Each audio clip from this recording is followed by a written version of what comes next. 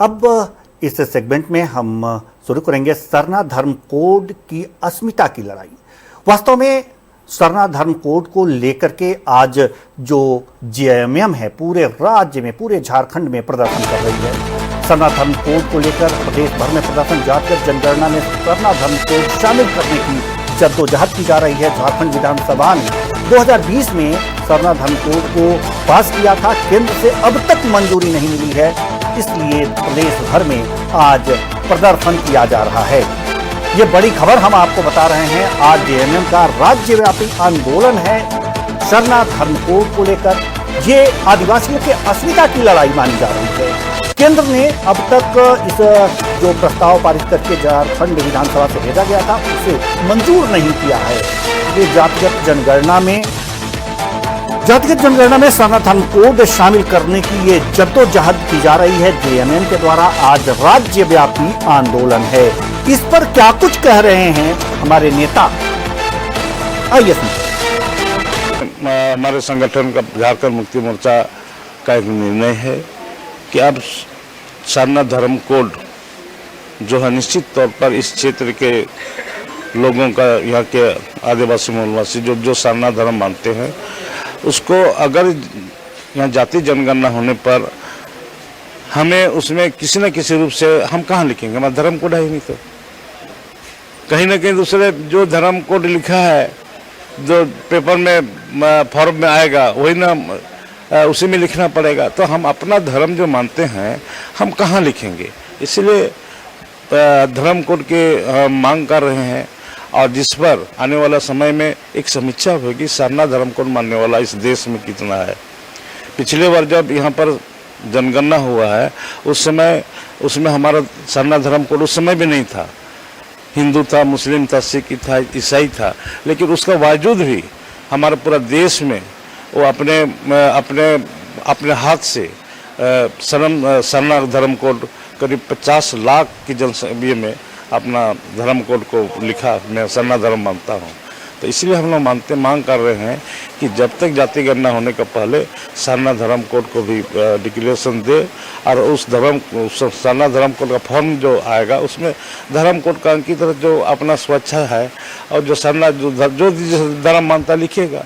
हम देखिए, सबसे पहले तो झारखंड मुक्ति मोर्चा और कांग्रेस दोनों को सरना धर्म कोड के मुद्दे पे आदिवासी समाज से माफी मांगनी चाहिए, क्योंकि इन्होंने ही जब 2014 में संयुक्त यूपीए की सरकार केंद्र में थी तो जेएमएम भी उसकी हिस्सा थी और कांग्रेस भी हिस्सा थी।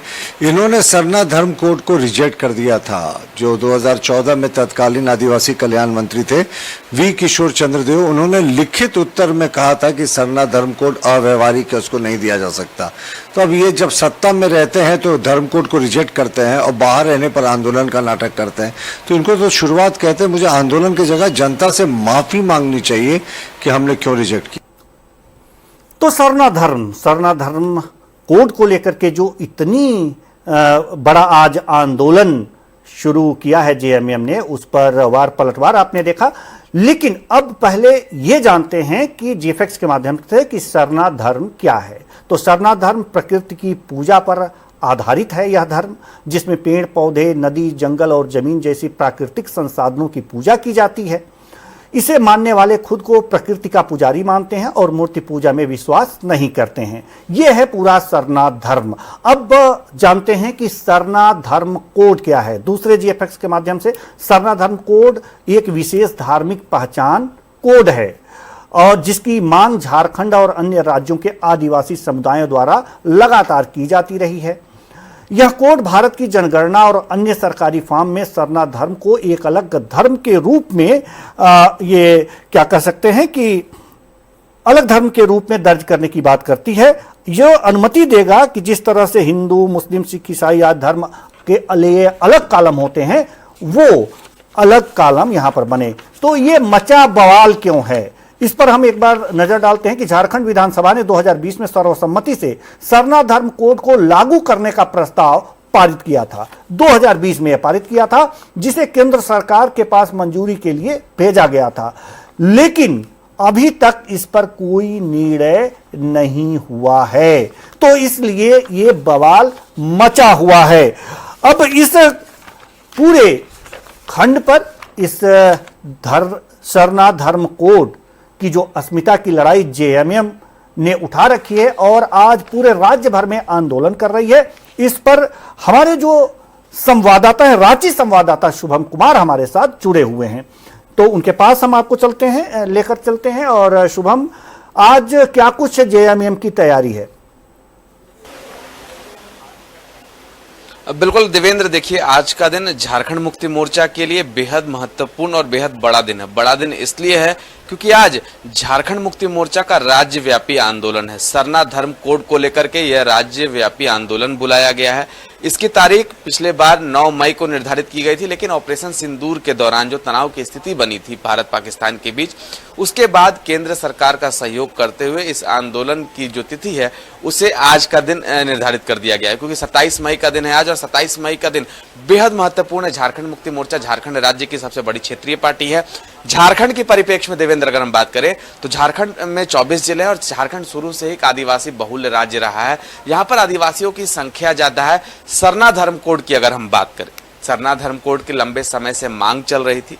हेमंत सोरेन की सरकार लगातार मांग कर रही थी, झारखंड मुक्ति मोर्चा मांग कर रही थी, और 2020 में फुल मैंडेट के साथ भारतीय जनता पार्टी और मतलब तमाम पार्टियों के सहयोग से इसे विधानसभा से पारित करके केंद्र के हाथों में दे दिया गया था 2020 में। लेकिन 2020 से अगर अब तक की बात करें, 4.5 साल हो गए, लेकिन अब तक इस पर कोई अनुशंसा नहीं हुई। अब जातीय जनगणना की बात आ रही है, तो झारखंड मुक्ति मोर्चा का, आदिवासी समुदाय के लोगों का यह स्पष्ट कहना है कि अगर जातीय जनगणना में सरना धर्म कोड, आदिवासी कोड को लागू नहीं किया जाता, एक कॉलम नहीं दिया जाता है, तो किसी भी कीमत पर झारखंड मुक्ति मोर्चा जातीय जनगणना झारखंड में होने नहीं देगी।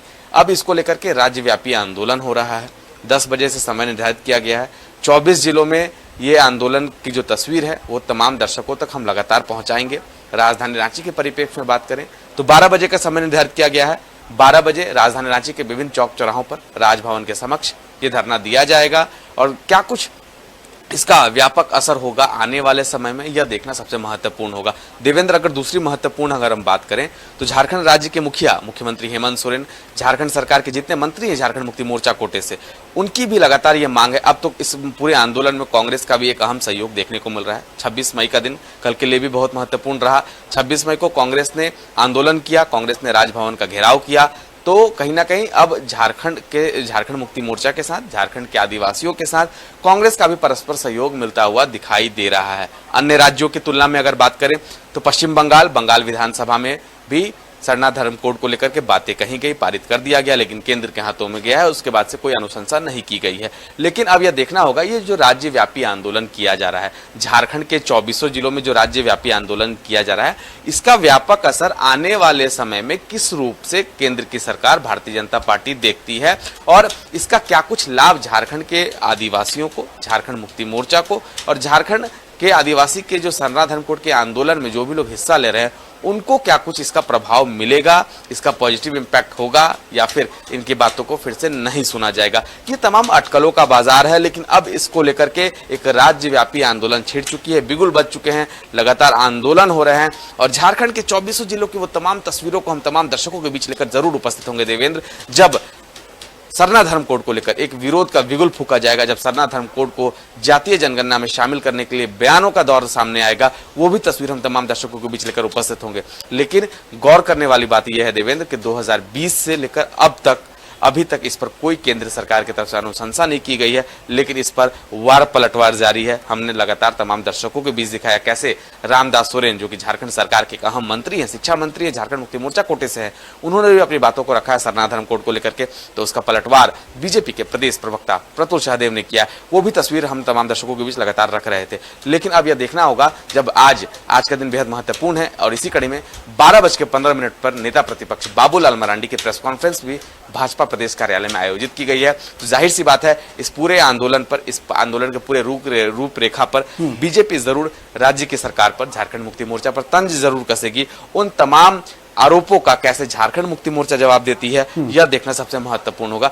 लेकिन अगर आज की परिप्रेक्ष्य में बात करें तो आज झारखंड का सबसे बड़ा मुद्दा सरना धर्म कोड, क्योंकि लंबी लड़ाई को एक पहचान देने के लिए, लंबी लड़ाई को एक अच्छे आयाम तक पहुंचाने के लिए, लंबी लड़ाई को केंद्र के कानों तक पहुंचाने के लिए आज राज्यव्यापी आंदोलन बुलाया गया है। और इस राज्यव्यापी आंदोलन का कितना व्यापक असर आने वाले समय में होगा, यह देखना सबसे महत्वपूर्ण होने जा रहा है। जी देवेंद्र जी, बहुत बहुत धन्यवाद इस तमाम जानकारी के लिए। आज आप नजरें बनाए रखिएगा।